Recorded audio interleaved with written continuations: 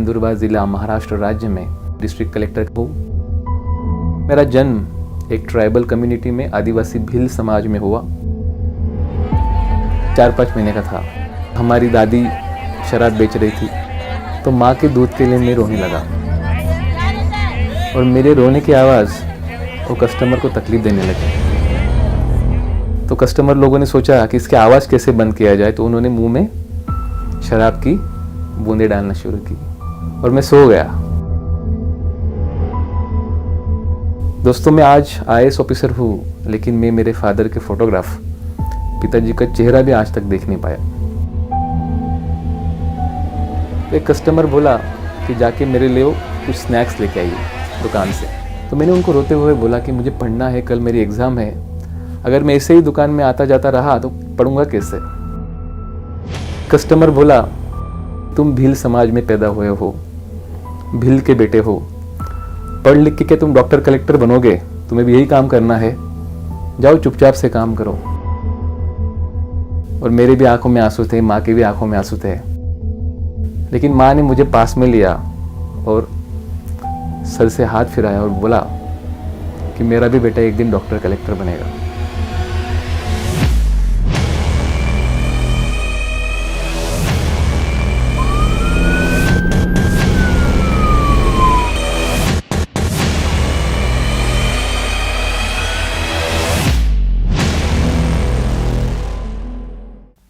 दोस्तों नमस्कार, मैं Rajendra Bharud, 2013 batch IAS officer selection हुआ मेरा।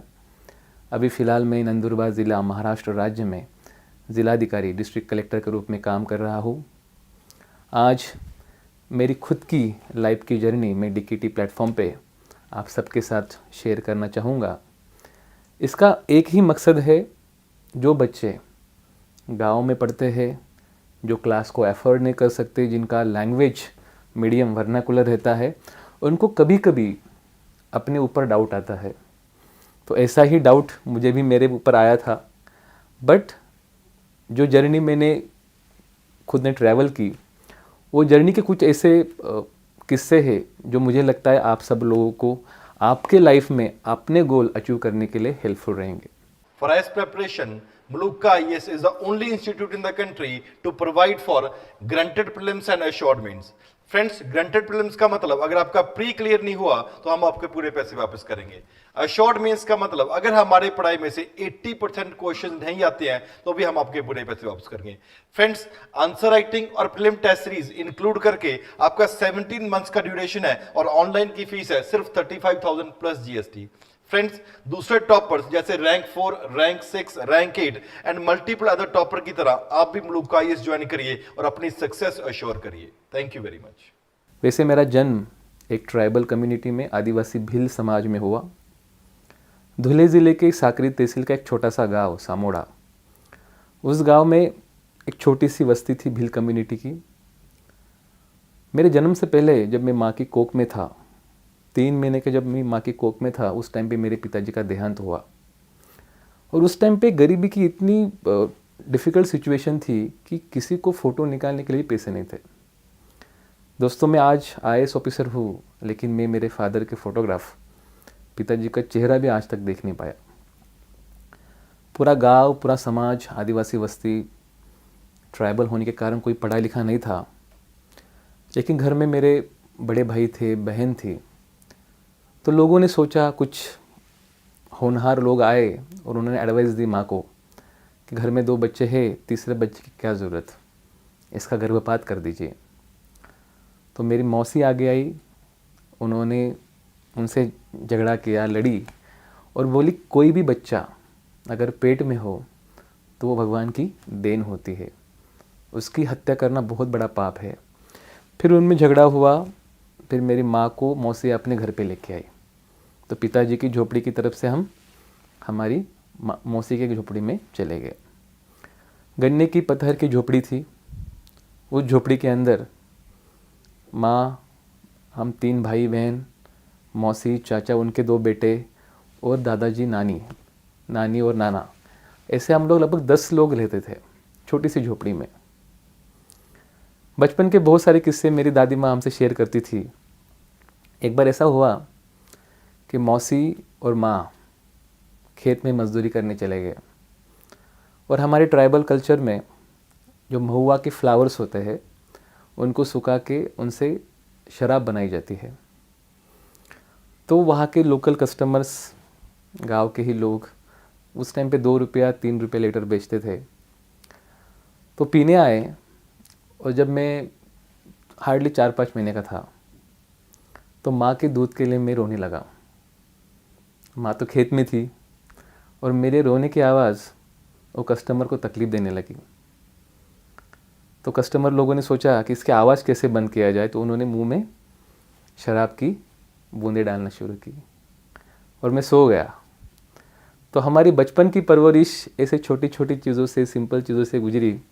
हमें ना कभी बादाम मिला या अखरोट मिला या काजू मिला, लेकिन ढेर सारा नानी का प्यार मिला, माँ का प्यार मिला, मौसी का प्यार मिला, और ऐसे हमारा बचपन चलता गया। घर में कोई पढ़ा लिखा तो था नहीं, हमारी फर्स्ट जनरेशन थी, तो कभी senior KG, junior KG, anganwadi भी हम गए नहीं थे। और पहली बार हमारे गवर्नमेंट स्कूल के टीचर हमारे बस्ती में आए और हमारे माताजी को कन्विंस किया, नानी को कन्विंस किया कि बच्चों को आप स्कूल भेजिए। तो मुझे अभी भी याद है स्कूल का पहला दिन। उस दिन एक छोटी सी पॉलीथीन की बैग थी, एक स्लेट थी और एक चॉक स्टिक दिया था। वो लेके हम स्कूल जब गए तो स्कूल का वो कोल का बिल्डिंग, सीमेंट की दीवारें, वो सब देख के मन में अलग सा डर महसूस होने लगा कि हम कहीं अलग जगह तो नहीं आ गए, किसी अलग दुनिया में तो नहीं आ गए। बड़े समाज के बड़े लड़के जिनके काफ़ी अच्छे कपड़े थे, सफ़ेद कपड़ा, ब्लैक पैंट, और हमारा जो था वो टूटी फूटी स्लीपर थी, उसको बीच में कपड़ा फटा हुआ था, उसको बीच में ठिगड़ लगा दिया था। तो ऐसी टाइम पे वो सब देख के मन में अलग सा डर महसूस होने लगा कि हम अलग दुनिया में आए। तो मैंने वो बैग निकाल के फेंक दिया नीचे ज़मीन पे, गिर के रोने लगा कि मुझे पढ़ना नहीं है, मुझे पढ़ना नहीं है। तो उस टाइम पे हमारे काफ़ी बड़े बुज़ुर्ग हमारे हेड मास्टर जी थे, वो पास में आए, उनका नाम देवरे जी था। वो पास में आए, वो प्यार से सर से हाथ फिराया और बोला, बेटा ये गरम गरम दूध लो और ये खाने के लिए सुगड़ी लो। सुगड़ी एक टाइप का मीठा सब्सटेंस जो गवर्नमेंट में देते थे उस टाइम पे। और वो खाने के बाद काफ़ी अच्छा लगा। अरे घर से अच्छा तो यहाँ पर खाने को मिलता है, चलो इसी बहाने हम स्कूल जाना शुरू करते हैं। और दोस्तों ऐसी मेरी स्कूल की पढ़ाई शुरू हुई। घर में ना लाइट थी, घर में कुछ एजुकेशन का माहौल था, लेकिन एक मन में जज्बा था कि कुछ ना कुछ ज़िंदगी में करना है, क्योंकि बचपन से मुझे थोड़ा सा अलग अट्रैक्शन पढ़ाई की तरफ था। तो first standard to fourth standard काफ़ी हमारे टीचर्स का मैं फेवरेट स्टूडेंट होता गया। फोर्थ स्टैंडर्ड की एक बात है, उस टाइम पे हमारी बोर्ड्स की एग्ज़ाम होती थी। तो उस एग्ज़ाम में शाम का समय था, 5:30 बजे होंगे, 5:30-6 के आसपास सूरज डूबने वाला था। तो हर दिन सूरज डूबने के पहले जितनी पढ़ाई हो सके उतना मैं करने की कोशिश करता था। तो हमारा जो घर के सामने जो चौराहा था, ओटा था, वहाँ पर कुछ कस्टमर्स शराब पी रहे थे और मैं बाजू में बैठ के पढ़ाई कर रहा था। तो हमारी दादी शराब बेच रही थी। तो एक कस्टमर बोला कि जाके मेरे लिए कुछ स्नैक्स लेके आइए दुकान से। मैंने बोला उनको कि मुझे पढ़ना है, मुझे मेहनत करना है, कल मेरी एग्ज़ाम है, आप किसी दूसरे को बोलिए। तो बोला, अरे छोटा सा काम है, जाओ जल्दी से दुकान से दौड़ के लेके आओ। तो मैं उठा, नाराज मन से पैर ज़मीन पे ज़ोर से डालते हुए मैं चला गया। और जब वापस आया तो मैं बैठा ही था, फिर दूसरा कस्टमर बोला कि मेरे लिए आप चने लेके आओ।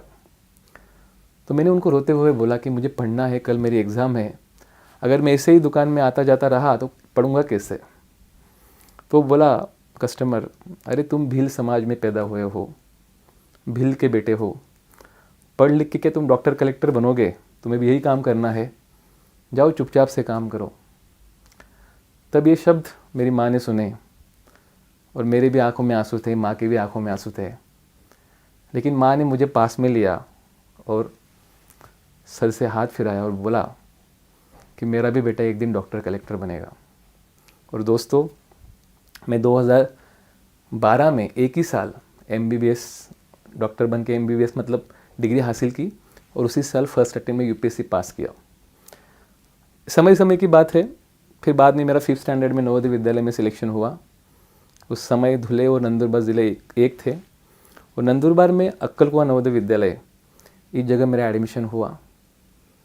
6ठी से लेके 10वीं तक मैं वहाँ पढ़ा। 1 साल माइग्रेशन के लिए राजस्थान गया। 11th-12th मेरा जालना में हुआ सेंट्रल स्कूल से। 10वीं में मुझे साइंस और मैथ में 95% मार्क्स थे और 12th में साइंस सब्जेक्ट्स में 90% मार्क्स थे। और जो मेडिकल एंट्रेंस हुआ महाराष्ट्र का, उसमें मुझे 97% मार्क्स मिले। तो 200 में से 194 मार्क्स मिले और उतने मार्क के आधार पे मेरा ओपन की मेरिट थ्रू महाराष्ट्र के सबसे टॉप कॉलेज सेठ GS medical college KM hospital Mumbai, यहाँ पर मेरा एडमिशन हुआ।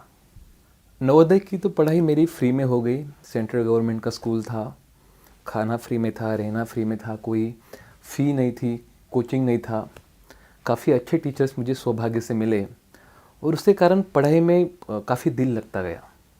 मेरा बचपन से ऐसी टेंडेंसी थी कि किसी भी चीज़ को रटने से अच्छा उसको समझो, कंसेप्ट समझो, और यही चीज़ें मुझे UPSC में काफ़ी काम आया। लेकिन उसके बाद जब 12वीं पास की तो जब मेडिकल कॉलेज में गया तो मेडिकल कॉलेज में मैंने देखा कि मेरे से भी ज़्यादा होशियार, होनहार, टैलेंटेड बच्चे वहाँ पर है। पूरे महाराष्ट्र और ऑल इंडिया के जितने भी क्रीम बच्चे हैं वो वहाँ पर डॉक्टर्स बनने आए थे। और सबसे बड़ी बात, इंग्लिश मेरी बहुत कमज़ोर थी, बहुत डर लगता था। किसी ने सवाल भी पूछा तो किस तरह से बोले, क्या बोले, उससे में मन अटक जाता था। जवाब तो आता था लेकिन कोई आत्मविश्वास नहीं था। पहले दिन मुझे मेरा कॉलेज का याद है। गांव से आया था मैं, घर से कोई पढ़ा लिखा तो था नहीं, तो जहाँ पर भी एडमिशन लेना हो, जिधर ही जाना तो अकेला जाता था मैं। तो पहले दिन कॉलेज का था, जैसे मुन्ना भाई MBBS का हमने देखा था वो हॉल, उसी तरह हमारा कॉलेज का भी हॉल था, स्टेप बाय स्टेप्स। तो पहले दिन डीन आए थे, हमारे एनाटॉमी के HODs आए थे और पूरा हॉल भरा हुआ था। मैं थोड़ा सा लेट हो गया था क्योंकि मुझे पता नहीं था एग्जैक्टली ऑडिटोरियम कहाँ पर है, हॉल कहाँ पर है। लेक्चर चालू था, सब बच्चे पहले दिन काफ़ी ध्यान से लेक्चर सुन रहे थे और जैसे ही मैंने दरवाज़ा खोला, मैंने लगा कि पूरा लेक्चर चालू हो गया, शांति से ऊपर जाए। एक सिंपल 40 रुपये का टी-शर्ट था, सिंपल पैंट थी और पैरागॉन की स्लीपर थी। लेकिन मेरा दुर्भाग्य ये था, जैसे ही मैं ऊपर जाने लगा मेरे स्लीपर्स का आवाज़ आने लगा, फड़ फड़ फड़, क्योंकि उस टाइम पे सैंडल से शूज़ तो थे नहीं और सभी लोगों का ध्यान मेरी तरफ मुड़ा और सबके मन में लगा ये कौन सा बंदा आया है गांव से, पसीना टपक रहा है, सिंपल सा टी-शर्ट है, पसीने की बदबू आ रही है, कुछ ढंग के कपड़े नहीं पहने, स्लीपर पहन के आया है, कॉलेज में जा रहा है, कहाँ जा रहा है। और बीच को लास्ट वाली जो कॉर्नर की सीट थी, वहाँ एक सीट खाली थी। मैं नीचे अपना शर्म से मान झुकाते हुए वहाँ से जाने लगा और जैसे मैं लास्ट के कॉर्नर पे बैठा, मेरे बाजू वाला स्टूडेंट भी ज़रा बाजू में हट गया। अरे कौन आया है पागल आदमी। उस दिन मेरे मन में ग्लानि, दुख, सोचा कि ज़िंदगी में क्या है, मतलब टैलेंट तो है लेकिन इस तरह अगर आपका हर समय अपमान होते लगा तो क्या फ़ायदा है ज़िंदगी का। ये एक सोच के बहुत सारे थॉट्स मन में आए, लेकिन उसी समय दूसरे थॉट भी आए। आज पहला दिन है कॉलेज का, आज कॉलेज छोड़ के वापस नहीं जाना चाहिए घर पे। बीच में लगा कि पूरा सामान पैक करो और गाँव घर पे चले जाओ। मुझे लगा कि आज जो लोगों को मेरे ऊपर ग्लानि महसूस हो रही है या दुख लग रहा है, मेरे फिजिकल अपीयरेंस के कारण लगता होगा, लेकिन एक दिन मैं ऐसा कुछ करूँगा कि मेरे सभी बैचमेट्स को, मेरे टीचर्स को, सबको मेरे ऊपर फ़ख्र महसूस हो। और दोस्तों, उसी कॉलेज में दिन रात, मुझे याद है, मैं कभी भी 11 साढ़े 11 के पहले कभी सोता नहीं था और हर दिन, एक भी ऐसा दिन नहीं गया जिस दिन पढ़ाई नहीं की हो। क्योंकि सबसे बड़ा प्रॉब्लम था तो इंग्लिश आती नहीं थी, तो इंग्लिश की डिक्शनरी ली और हर दिन 20 शब्द डायरी में लिख के उसको याद करना शुरू किया। और first year, second year, third year, final year distinction marks मिले, फर्स्ट क्लास मार्क्स मिले और 2011 में कॉलेज का बेस्ट स्टूडेंट अवार्ड मुझे मिला, जो बिना किसी रिजर्वेशन, बिना किसी चीज़ों पे दिया जाता है। MBBS तो काफ़ी अच्छे से गुजरा। मैं एग्ज़ाम क्वालिफाई होते गया। घर पे किसी को पता नहीं था कि मैं कर क्या रहा हूँ।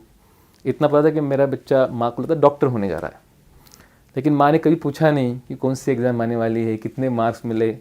वो सब मैं अपने आप के लिए करता था कि चलो पढ़ना है, कुछ करना है। उसी समय 2012 में 11 का एग्ज़ाम था वो, उसका रिज़ल्ट 12 में आया था। तो हमारा MBBS ख़त्म हो गया था, इंटर्नशिप चालू होने वाला था। MBBS से मेरे काफ़ी अच्छे मार्क्स थे, तो मुझे गवर्नमेंट स्कॉलरशिप तो मिलती थी, लेकिन टाटा, अलग अलग NGOs, उनकी प्राइवेट स्कॉलरशिप भी मिलती थी। हमारे गवर्नमेंट की जो लाइब्रेरी थी उससे बुक्स फ्री में मिलते थे। तो लगभग 90% खर्चा मेरा गवर्नमेंट के स्कॉलरशिप या अच्छे मार्क्स से प्राइवेट स्कॉलरशिप थ्रू हो जाता था। लेकिन जैसे ही इंटर्नशिप चालू हुआ, 4.5 साल का कोर्स रहता है, 1 साल का इंटर्नशिप और लास्ट के 4-5 महीने डॉक्यूमेंट कंप्लीशन, तो पूरा MBBS डिग्री मिलने तक लगभग 6 साल गुजर जाते हैं। जेईई मेन में perfect 300 out of 300। DKT engineering पे जानिए कि मृदुल और सिद्धांत ने कैसे हिट किया ये target. DKT Engineering, a daily knowledge track platform for JEE aspirants. तो उस टाइम मेरा उम्र 23 साल था, और वो 2011 का जो CSC था, that was the last CSC जब हमने फॉर्म जो भरे थे वो ऑफलाइन भरे थे। 16 मार्च की तारीख थी। मेरे एक सीनियर थे चंद्रशेखर, वो भी UPSC की पढ़ाई कर रहे थे, और वो फॉर्म्स लेके आए मेरे पास और बोले, राजू क्या कर रहा है तू? मैं किताबें बस पढ़ने पलट रहा था, समझ में आने रहा था, क्योंकि एक एक एग्ज़ाम के फॉर्म PG एंट्रेंस के लिए, MD MS के लिए 8,000 10,000 इतने फॉर्म्स की कीमत थी। सब बुक्स के अगर कॉम्पिटिटिव एग्जामिनेशन के बुक्स के कॉस्ट पकड़े तो 40-50 हज़ार, और कोचिंग लगाने के लिए बोले तो लाखों में थी। इतना पैसा कहाँ से आएगा? तो मैं पन्ने पलट रहा था, तो उसने बोला मुझे कि मेरे पास एक फॉर्म है। तो मेरा पहला सवाल था दोस्तों कि फॉर्म की कीमत कितनी है? उसने बोला 20 रुपया, क्योंकि मेरे लिए एग्ज़ाम क्या है उससे अच्छा कि उसकी कीमत कितनी है, फॉर्म ये इम्पोर्टेंट थी। तो मैंने बोला चलो 20 रुपया कीमत है। मैंने फॉर्म लिया, उसको दिया, और अगला लास्ट दिन था उसका डेट फॉर्म भरने का। मैंने उस दिन उससे पूछा कैसे भरना है, फॉर्म भरा और दादर की पोस्ट ऑफिस में जमा किया, क्योंकि वो उस साल पूरा ऑफलाइन सिस्टम था। और मेरी सबसे अच्छी बात थी कि उसी साल गवर्नमेंट ऑफ इंडिया ने, UPSC कमीशन ने CSAT पैटर्न इंट्रोड्यूस किया, और CSAT पैटर्न के लिए आपका बेसिक नॉलेज, इंटेलिजेंस ये रिक्वायर्ड होता है, और उस साल CSATs के मार्क काउंट होते थे।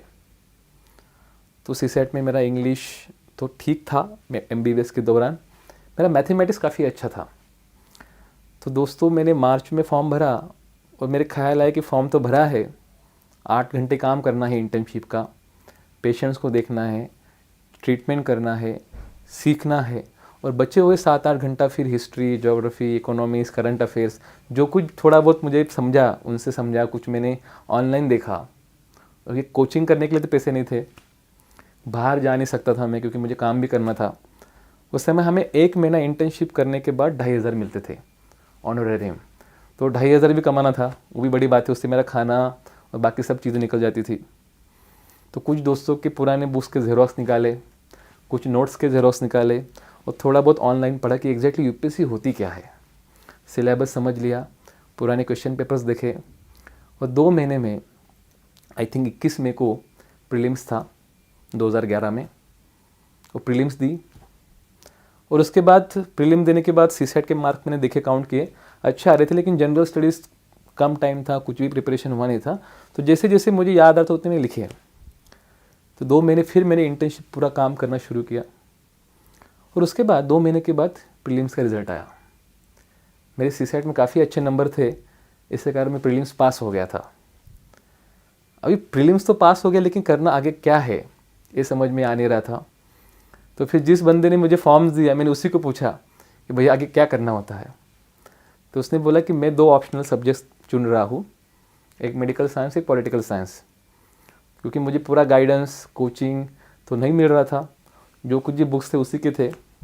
तो मैंने वही फॉर्म उससे पूरा समझ के फिर मैंने वही सब्जेक्ट चूज़ किए, मेडिकल साइंस और पॉलिटिकल साइंस। मेडिकल साइंस काफ़ी मेरा अच्छा था, क्योंकि मैं over the period of time distinction marks, first class मुझे मिले थे, और कॉलेज का बेस्ट स्टूडेंट अवार्ड भी मिला था। तो 2011 के अक्टूबर नवंबर महीने में ये जो 9 पेपर रहते यूपीएससी के, उस समय ऑप्शनल सब्जेक्ट 2 थे, तो 2 सब्जेक्ट के 4 पेपर, एक लैंग्वेज 2 लैंग्वेज के पेपर्स, एक एसे और 2 जनरल स्टडीज़। तो फिर से जनरल स्टडीज़ के मेरे मार्क्स काफ़ी कम आए, पॉलिटिकल साइंस से काफ़ी कम आए, ऐसे भी ठीक ठाक आए। लेकिन जिस चीज़ में मेरा सबसे ज़्यादा स्ट्रॉन्ग होल्ड था, मेडिकल साइंस, उसके अंदर मैं इंडिया में टॉपर था, उसमें काफ़ी अच्छे नंबर आए। और उसका रिज़ल्ट आया मार्च में, 2012 मार्च, लगभग 6 महीने के बाद मैं मेंस क्वालिफाइड हो चुका था। लेकिन दोस्तों, मेंस भी क्वालिफाइड होने के बाद जो सबसे मिनिमम क्राइटेरिया है कि आपके पास ग्रेजुएशन सर्टिफिकेट चाहिए, जो मेरे पास नहीं था। जैसे मैंने पहले ही बताया कि एमबीबीएस की डिग्री हासिल करने के लिए आपको 6 साल लगभग पढ़ाई और इंटर्नशिप का काम करना पड़ता है। और इंटर्नशिप कंप्लीट होने के लिए भी मेरे 2-1.5 महीने बचे थे। तो अभी क्या करना है, तो सभी एचओडी से मिला, डीन से रिक्वेस्ट की, सब लोगों ने काफ़ी सहयोग किया। इंटर्नशिप कंप्लीशन मुझे मिला और मेरा 17 अप्रैल को दिल्ली में यूपीएससी कमीशन में इंटरव्यू था। उसके पहले मैंने दिल्ली की सूरत देखी नहीं थी, कोई कोचिंग क्लास देखा नहीं था, कोचिंग किसी का इंटरव्यू सुना नहीं था। मैं ये भी बताऊंगा कि सिर्फ इंटरव्यू सुनने से आदमी यूपीएससी क्वालिफाइड नहीं होता है।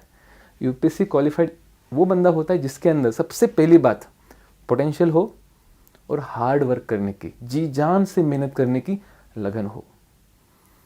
तो जब मैं यहाँ पर आया तो सूट नहीं था, आज जो आप देख रहे हो, मैंने एक दोस्त का भाड़े का सूट लिया, फॉर्मल शूज़ नहीं थे अच्छे, वो भाड़े से लिए, भैया दे तू मुझे, और एक टाई भी मैंने बोला दोस्त को तू से ले।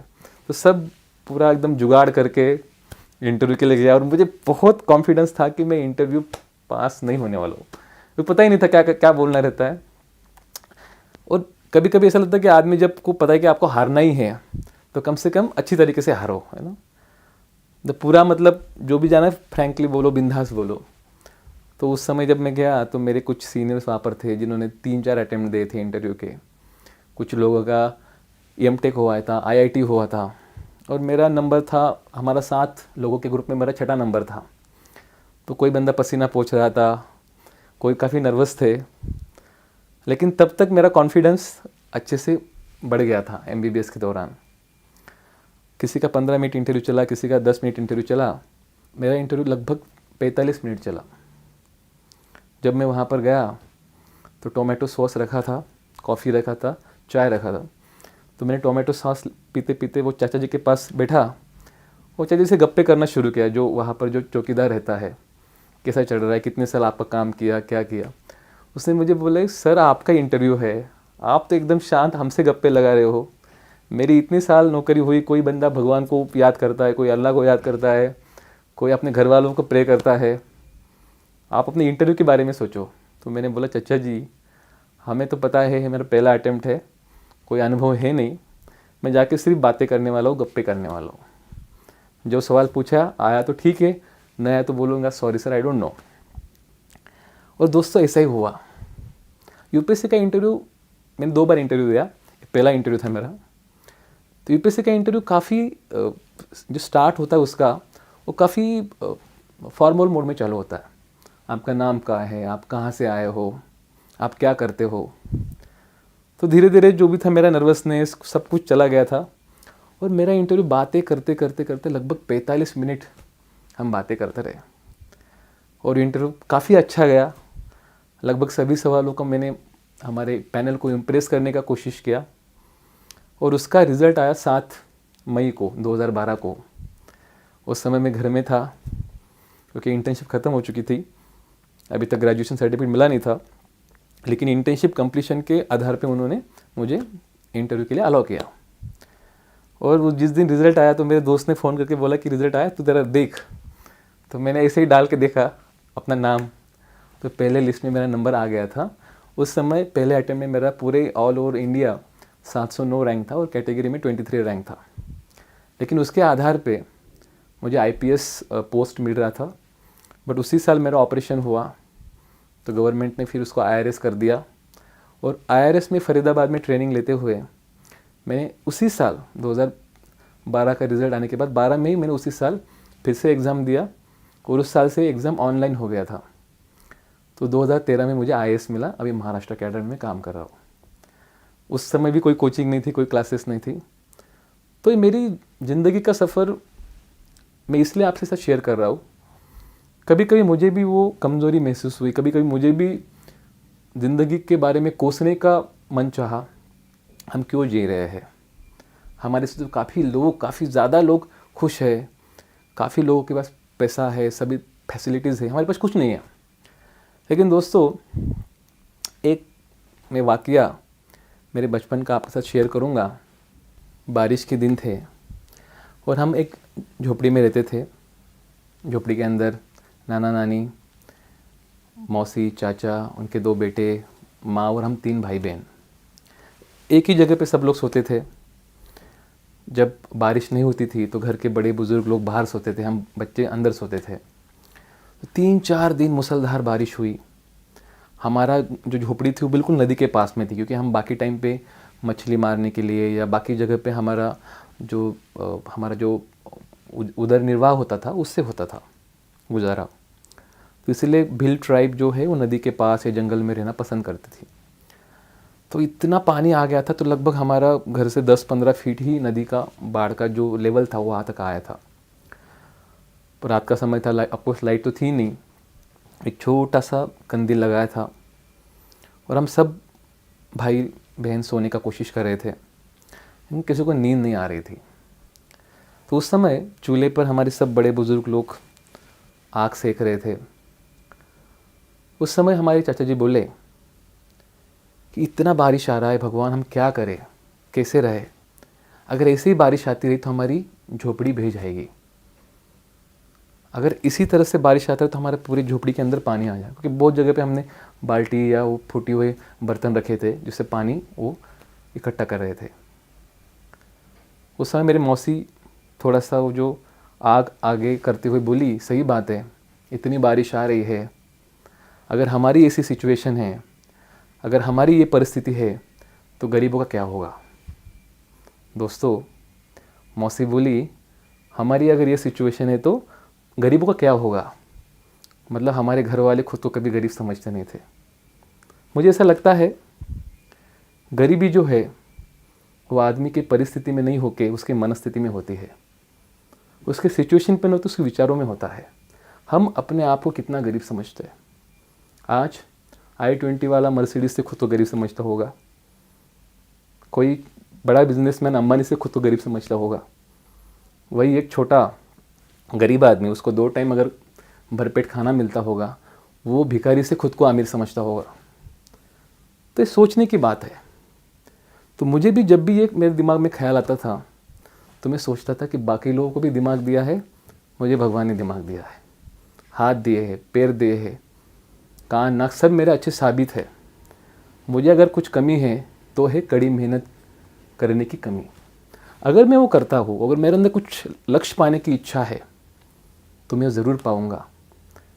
तो सबसे पहली बात, अपने आप को इंट्रोस्पेक्ट करो कि आपके अंदर पोटेंशियल है क्या, आपके अंदर वो स्पार्क है क्या, आपके अंदर वो फायर है क्या। अगर वो स्पार्क, वो फायर आपके अंदर है तो उसको ज्वालामुखी बनने से कोई नहीं रोक सकता। बस उस चिंगारी को सुलगने दो। बहुत सारे लोग बोलते थे कि हमारा हिंदी मीडियम है, हमको अंग्रेज़ी आती नहीं है। तो दोस्तों, मैंने तो कभी हिंदी भी बोली नहीं थी। मैं तो मराठी, मेरी जो मातृभाषा है, जिस स्टेट में पढ़ा वो मराठी है, और जो गांव में हम बोलते हैं वो भिलाऊ लैंग्वेज है, और हमारे एरिया में जो बोलते हैं वो अहिरानी है। तो मेरे लिए हिंदी और अंग्रेज़ी दोनों नए थे। लेकिन जब MBBS का कोर्स चल रहा था तो MBBS में इंग्लिश के राइटिंग कम से कम अच्छे से आती थी, और जो सवाल जवाब करने के जो क्वेश्चन आंसर्स थे वो अंग्रेज़ी में काफ़ी अच्छे से बोल पाता था। लेकिन अगर आप नॉर्मल कम्युनिकेशन करने के लिए बोलो तो मेरे फिर पसीने छूट जाते थे, और वैसे ही बात हिंदी की भी थी। लेकिन जैसे ही एकेडमी में हम गए तो जैसे आपके ऊपर IAS का टैग लग गया, IPS का टैग लग गया, तो उसके बाद आपका ग्रूमिंग वो इन्वायरमेंट में ऑटोमेटिक होता है। लगभग 2 साल का ट्रेनिंग होता है, और उस 2 साल में एक सपनों का ट्रेनिंग जैसा रहता है। मतलब कभी सोचा नहीं था कि हमें प्राइम मिनिस्टर साहब के साथ ब्रेकफास्ट करने का मौका मिलेगा, प्रेसिडेंट ऑफ इंडिया हमारे एकेडमी में के लेक्चर देंगे, उपराष्ट्रपति, गवर्नर, जजेस, उनके साथ हमें बात करने का मौका मिलेगा। काफ़ी बड़े बड़े सेलिब्रिटीज़ जो सोशल फील्ड्स में, not like a movie celebrity, वो उनके हमको मार्गदर्शन मिलेंगे, और ट्रेनिंग के टाइम पे फिर personality, communication skills, leadership skill यहाँ सिखाई जाती है, तो उसके बारे में भी चिंता करने की ज़रूरत नहीं है। अभी आपको 2 जोड़ी कपड़ा भी रहा, स्लीपर भी रहा तो भी चलेगा। अभी सिर्फ इसकी ज़रूरत है, दिमाग की और कड़ी मेहनत करने की। तो अभी जो लोग प्रीलिम्स दे रहे हैं उनको मैं यही कहना चाहूँगा कि मुझे में ये कमी है, वो कमी, वो छोड़ो। अभी एक ही टारगेट रखना है कि प्रीलिम कैसे क्वालिफाई हो, मेंस कैसे क्वालिफाई हो, इंटरव्यू कैसे क्वालिफाई हो। आपके अंदर अफसर लाइक जो भी गुण है, जो भी क्वालिटीज़ है, उसको बनाने के लिए एकेडमी बैठी है। और 2 साल आपको इस तरह से बनाते हैं, इस तरह से ट्रेन करते हैं कि जब आप एकेडमी से बाहर निकलोगे तो जो प्रोडक्ट अंदर गया था और जो बाहर निकला था उसके अंदर ज़मीन आसमान का फ़र्क होता है, क्योंकि उस तरह का माहौल, उस तरह के सिचुएशन, उस तरह के आपको ट्रेनिंग देने के लिए वहाँ पर एक्सपर्ट्स है। और मैं लास्ट में जितने भी प्रीलिम्स या यूपीएससी एस्पिरेंट हो, किन्हीं सिविल सर्विस एस्पिरेंट जिसके अंदर सही में टैलेंट हो, क्योंकि ये भीड़ में तो काफ़ी लोग आते हैं, उभरते वही है जिसके पास टैलेंट हो, तो उन लोगों के लिए मैं कुछ पंक्तियाँ बोलना चाहूँगा। तू अपनी खूबियाँ ढूंढ, तू अपनी खूबियाँ ढूंढ, कमियाँ निकालने के लिए तो लोग हैं। अगर रखना है कदम तो आगे रख, अगर रखना है कदम तो आगे रख, पीछे खींचने के लिए तो लोग हैं। सपने देखने हैं तो ऊंचे देख, सपने देखने हैं तो ऊंचे देख, नीचे दिखाने के लिए तो लोग हैं। अपने अंदर जुनून की चिंगारी भड़का, अपने अंदर जुनून की चिंगारी भड़का, जलने के लिए तो लोग हैं। अगर बनाना है तो यादें बना, अगर बनाना है तो वो खूबसूरत यादें बना, बातें बनाने लिए तो लोग हैं। भरोसा करना है तो खुद पर कर, भरोसा करना है तो खुद पर कर, शक करने के लिए तो लोग हैं। दोस्तों, मुझे लगता है कड़ी मेहनत, लगन और सही में कुछ करने का जुनून अगर अपने पास है और उसके लिए हमने पूरा समय अपना दिया, ये जो टाइम है यूथ पीरियड का, पोस्ट ग्रेजुएशन का, वो टाइम अगर हमने दिया और एग्ज़ाम के लिए जी जान से हमने कोशिश की, मेहनत की, और अगर आपके अंदर सही में टैलेंट है तो यश आपको ज़रूर मिलेगा। धन्यवाद।